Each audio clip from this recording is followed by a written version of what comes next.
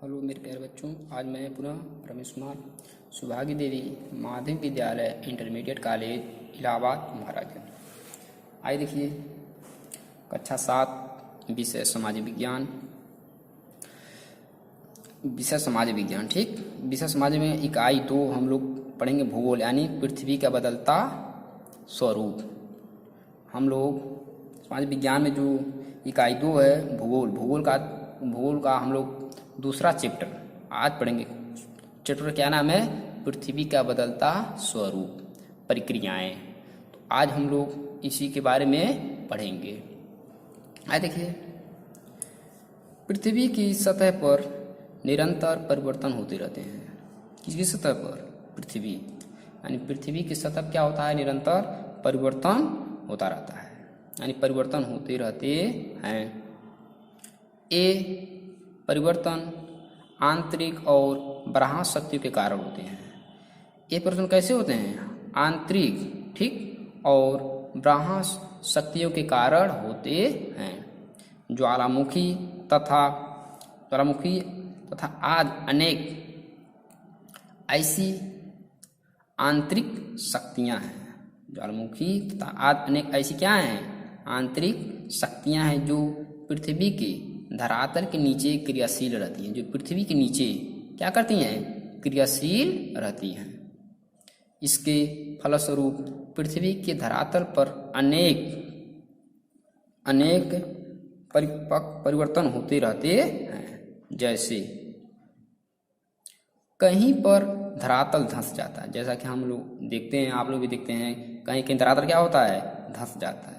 तो कहीं पर ऊपर उठ जाता है, तो कहीं पर क्या होता है? ऊपर उठ जाता है। कहीं पर वलय मोड़ पड़ जाते हैं, और कहीं क्या होता है? देखते हैं कहीं कहीं मोड़ पड़ जाते हैं। तो कहीं भ्रंश दरारें उत्पन्न हो जाती हैं। इन सब शक्तियों और प्रक्रियाओं को निर्माणकारी प्रक्रम के नाम से जाना जाता है। इन सब प्रक्रियाओं को किस नाम से जाना जाता है? यानी निर्माणकारी, यानी प्रक्रम, यानी इन सबको प्रक्रम के नाम से जाना जाता है। इसके विपरीत कुछ बाह्य शक्तियाँ होती हैं। इसके अतिरिक्त कुछ बाहरी भी शक्तियाँ होती हैं। धरातल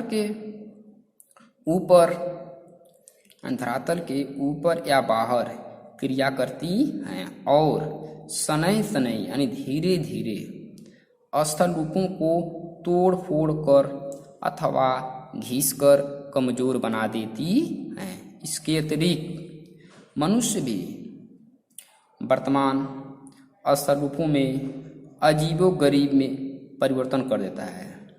ठीक, इसके अतिरिक्त जो मनुष्य है वो अभी वर्तमान समय में क्या करता है? अजीबोगरीब, मतलब अपने तरह से कुछ न कुछ परिवर्तन कर देता रहता, यानी करता रहता है। इस अध्याय में पृथ्वी के धरातल पर बाह्य शक्तियों के प्रभाव का वर्णन है। यानी किसका वर्णन है? यानी पृथ्वी, यानी बाह्य शक्तियों के प्रभाव का वर्णन है। अपक्षय तथा निक्षेपण बाह्य शक्तियां हैं। पृथ्वी ऊपर होने वाले परिवर्तनों के लिए ये उत्तरदायी हैं। ये बाह्य प्रक्रियाएं कहलाती हैं। यानी पृथ्वी के ऊपर होने वाले परिवर्तनों के लिए क्या है? उत्तरदायी हैं, जिन्हें हम क्या कहते हैं? बाह्य प्रक्रियाएं कहते हैं, यानी बाह्य प्रक्रिया कहलाती है। आइए देखिए बाह्य प्रक्रिया, यानी बाह्य प्रक्रिया किसे कहते हैं? वे प्राकृतिक प्रक्रियाएं जो पृथ्वी के धरातल पर धीरे धीरे अपना स्थान ग्रहण कर लेती हैं। वे प्राकृतिक प्रक्रियाएं जो पृथ्वी के धरातल पर धीरे धीरे अपना स्थान ग्रहण कर लेती हैं, बाह्य प्रक्रियाएं कहलाती हैं। वो क्या कहलाती हैं? बाह्य प्रक्रियाएं कहलाती हैं। अपक्षय, अप्रदन और निक्षेपण बाह्य प्रक्रिया हैं। अपक्षय, अप्रदन और निक्षेपण कौन सी प्रक्रिया है? बाह्य प्रक्रिया है। धरातल के सबसे ऊपरी भाग पर रेत और मृदा को छोड़कर वहाँ स्थान नंगी चट्टानों से भरा हुआ दिखाई देता है। मौलिक रूप से चट्टानें पिघले हुए मैग्मा से बनी थी। मौलिक रूप से चट्टानें किससे बनी हुई है? पिघले हुए मैग्मा से बनी थी, जो पृथ्वी के अंदर से फट पड़ा था। पृथ्वी की शक्तिशाली गतिविधियां ऊपर धरातल से कुछ चट्टानों को ऊपर की ओर उछालती है, जहां वे जलवायु प्रभावों से सुरक्षित होती हैं। वह प्रक्रिया जिससे चट्टानें टूट फूट कर छोटे छोटे कणों में विभक्त हो जाती हैं, अपक्षय कहलाती हैं। वो क्या कहलाती हैं? अपक्षय। चट्टानों का यह अपक्षय या विघटन भौतिक या रासायनिक कारणों का स्थान ले लेता है।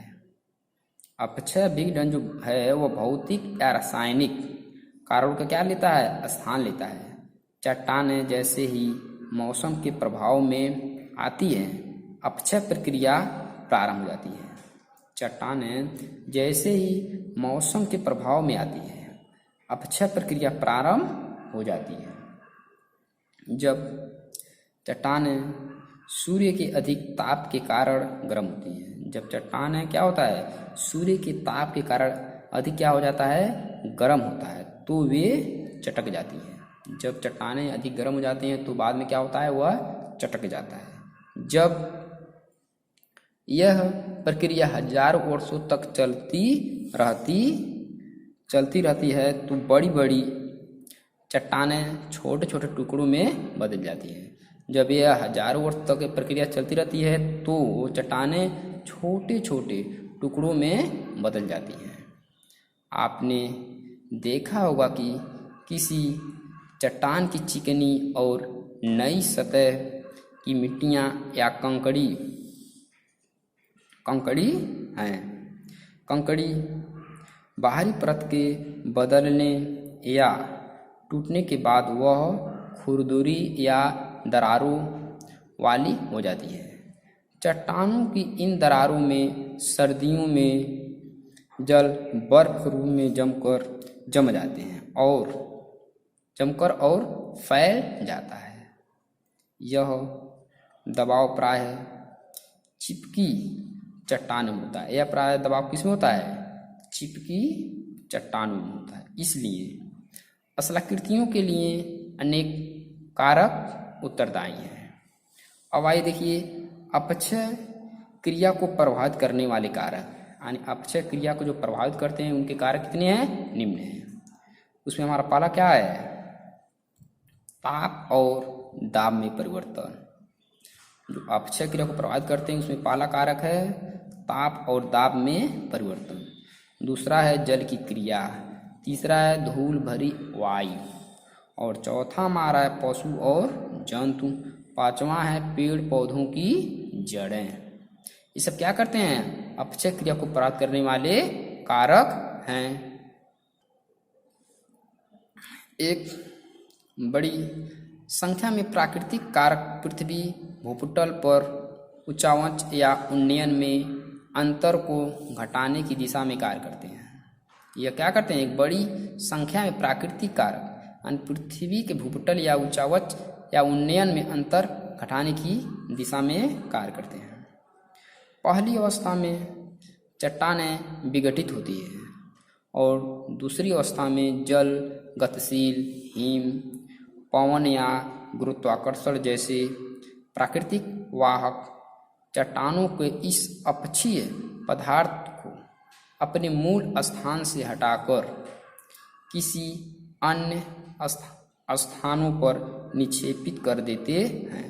ये प्राकृतिक वाहक मृदा की ऊपरी परत को एक स्थान से दूसरे स्थान पर स्थानांतरित करने के लिए भी उत्तरदायी हैं। यह एक स्थान से दूसरे स्थान तक परिवर्तन करने में क्या होते हैं? उत्तरदायी होते हैं। यह मृदा अपरदन है। इस प्रकार अपक्षीय कणों को एक स्थान से दूसरे स्थान पर उठाकर ले जाने की क्रिया को अप्रदन कहते हैं। यानी एक स्थान से दूसरे स्थान पर ले जाने की क्रिया को अप्रदन हम कहते हैं। अपक्षय और अप्रदन लगभग सभी स्थानों पर और हर समय होता है। यानी अपक्षय और अप्रदन लगभग सभी स्थानों पर तथा हर समय होता रहता है। कभी कभी अप्रदन की प्रक्रिया धीमी और कभी अधिक तेज हो जाती है। कभी कभी अप्रदन की प्रक्रिया कभी धीमी और कभी तेज हो जाती है। जलवायु अथवा पर्यावरण में परिवर्तन के कारण उनकी क्रिया की गति में अंतर हो सकता है। लाखों करोड़ों वर्षों तक होने वाले अपक्षय और अप्रदन पृथ्वी के धरातल पर पाई जाने वाली स्थलाकृतियों जैसे पर्वतों, पहाड़ियों, पठारों और मैदानों के रूप में परिवर्तन के उत्तरदायी हैं। अब आइए देखिए अप्रदन को प्रभावित करने वाले कारक। अप्रदन को प्रभावित करने वाले कारक, अप्रदन की मात्रा और दर अनेक कारकों पर निर्भर होती है। अप्रदन की मात्रा और कारक, अप्रदन की मात्रा और दर अनेक कारकों पर क्या होती हैं? निर्भर होती हैं। ये हैं, इसमें पहला हमारा क्या है? भूमि उपयोग में परिवर्तन। भूमि उपयोग में परिवर्तन। दूसरा है तापमान। तीसरा है भूमि की ढाल। चौथा किसी स्थान की वर्षा। पांचवा है मृदा के प्रकार और छठवां है वनस्पति आवरण। क्या है? अप्रदन को प्रभावित करने वाले कारक हैं। आइए देखिए, भूमि की गतियां एक बंजर भूमि भी पृथ्वी के धरातल में परिवर्तन लाती हैं। यानी भूमि की गतियां एवं बंजर भूमि भी पृथ्वी के धरातल में क्या लाते हैं? एक परिवर्तन लाते हैं। भूस्खलन, कीचड़ का बहना आदि सभी भूमि की गतिविधियों से जुड़े हुए हैं। जब शुष्क मृदा और सैल के टुकड़े खड़ी ढाल से नीचे गिरते हैं तो इस प्रक्रिया को भूस्खलन कहते हैं। इस प्रक्रिया क्या कहते हैं? भूस्खलन। जब शुष्क मृदा और सैल के टुकड़े खड़ी ढाल से क्या गिरते हैं? नीचे गिरते हैं तो इस प्रक्रिया को हम भूस्खलन कहते हैं। जब जलक चट्टानों का मलबा खड़ी पहाड़ियों के मार्गों की ओर गति करता है तब इसे पंख अपवहन कहते हैं।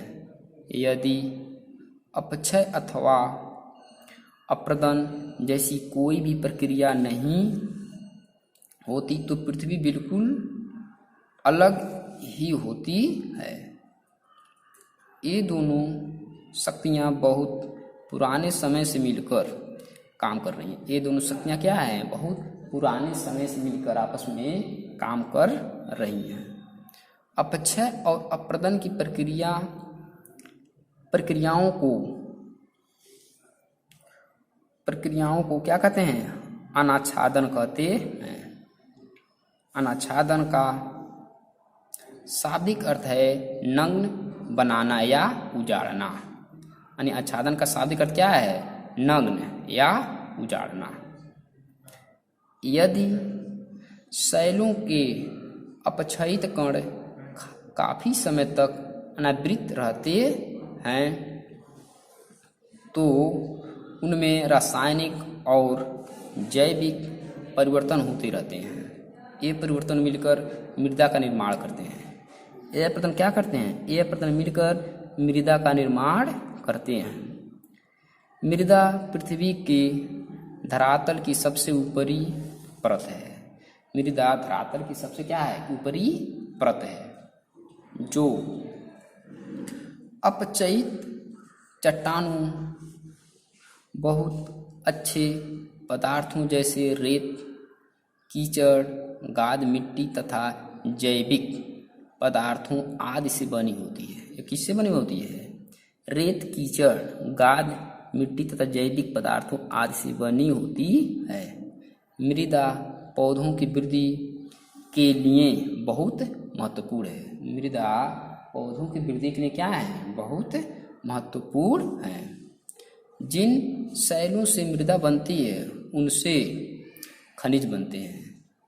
साथ ही इसमें सड़ी गली पत्तियां, फूल और जीव जंतुओं के अवशेष, जीवाणु तथा केंचुए भी मिलते हैं। तो इस तरह से मेरे प्यारे बच्चों, आज जो भूगोल का जो चैप्टर 2 है, पृथ्वी के बदलता स्वरूप, मैं इसको यहीं पर समाप्त करता हूँ। जो शेष है उसको कल पढ़ाऊंगा। तब तक के लिए धन्यवाद।